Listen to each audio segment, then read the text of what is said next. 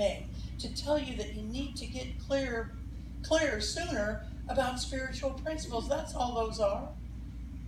They're transient. You are eternal beings with all of the power that God has inside of you.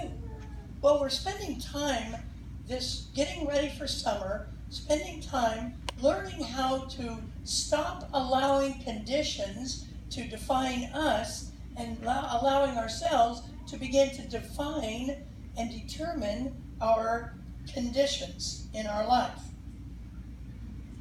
I'm looking at, but I want to say this. In order to do that, in order to be able to begin to affect our conditions, and we can do that, every single person in this room can right now learn how to affect a condition in their life that's making them feel any part of less than.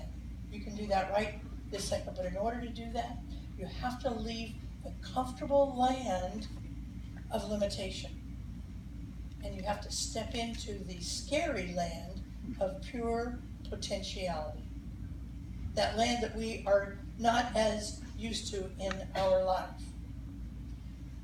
And we're working right now with a book that tells us there is absolutely no excuse for playing small. None. Zip. It's a book called The Big Leap by Gay Hendricks. Some of you have this book. Some of you have read this book. Some of you have even heard me talk about this book in the past.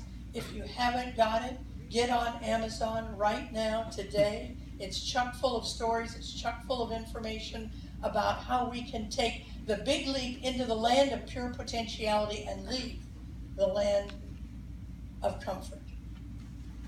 It's a great book, and if you do that, make sure you go on Smile so we get a little portion. We don't sell books here anymore, so get on Smile and order this book up for you.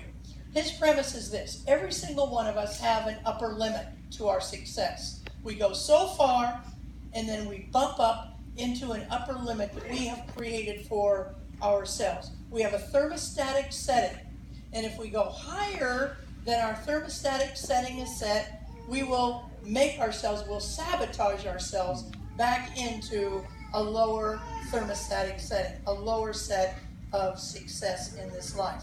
He says this, he says, you can have happiness in all areas of your life.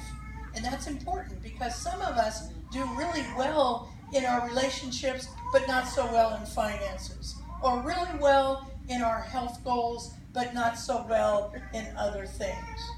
What he says is, let's get it so that you can have success in all of those areas.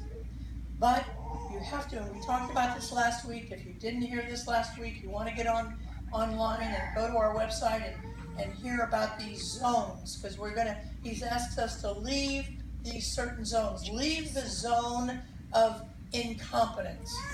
Leave the zone of incompetence. That area where you don't do very well and you keep struggling to do better. Leave that zone. Leave the zone of competence where you do pretty well, but others do just as well. Leave that zone too. In fact, even leave the zone of excellence. Get out of your zone of excellence. And that's harder to do because you're comfortable there. And other people like you there because you bring home the money and your company likes you because you're good at it. Leave that zone of excellence. Move into your zone of genius. And that's where you will find your happiness in your life.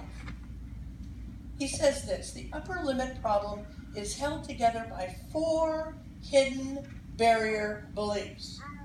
4 hidden barrier beliefs. Those barrier beliefs were all started when we were young kids, for the most part.